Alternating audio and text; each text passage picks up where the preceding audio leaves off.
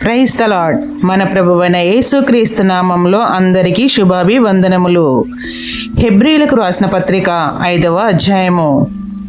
ప్రతి ప్రధాన యాజకుడును మనుషులలో నుండి ఏర్పరచబడిన వాడై పాపముల కొరకు అర్పణలను బలులను అర్పించుటకు దేవుని విషయమైన కార్యములు జరిగించుటకై మనుషుల నిమిత్తము నియమింపబడును.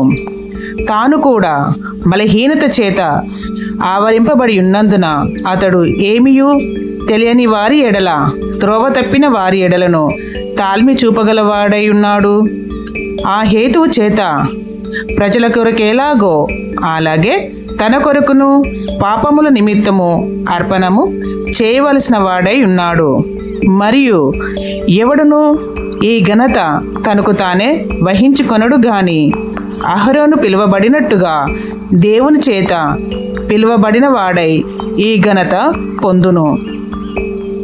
అటువలే క్రీస్తు కూడా ప్రధాన యాజకుడగుటకు తన్ను తానే మహిమపరచుకొనలేదు గాని, నీవు నా కుమారుడవు, నేను నేడు నిన్ను కనియున్నాను అని ఆయనతో చెప్పిన వాడే ఆయనను మహిమపరచెను. ఆ ప్రకారమే నీవు మెల్కీసెదెకు యొక్క క్రమము చొప్పున నిరంతరము యాజకుడవై ఉన్నావు అని మరి ఒకటి చెప్పుచున్నాడు.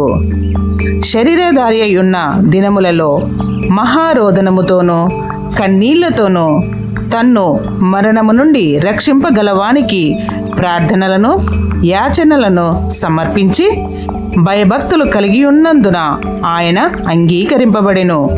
ఆయన కుమారుడయుండియు తాను పొందిన శ్రమల వలన విధేయతను నేర్చుకొనెను. మరియు ఆయన సంపూర్ణ సిద్ధి పొందిన వాడై మెల్కీసెదెకు యొక్క క్రమంలో చేరిన ప్రధాన యాజకుడని దేవుని చేత పిలువబడి తనకు విధేయులైన వారందరికీ నిత్య రక్షణకు కారకుడు ఆయను. Praise the Lord. మన ప్రభువైన యేసుక్రీస్తు యొక్క దీవెనలు అందరికీ మెండుగా కలుగును గాక. ఆమేన్.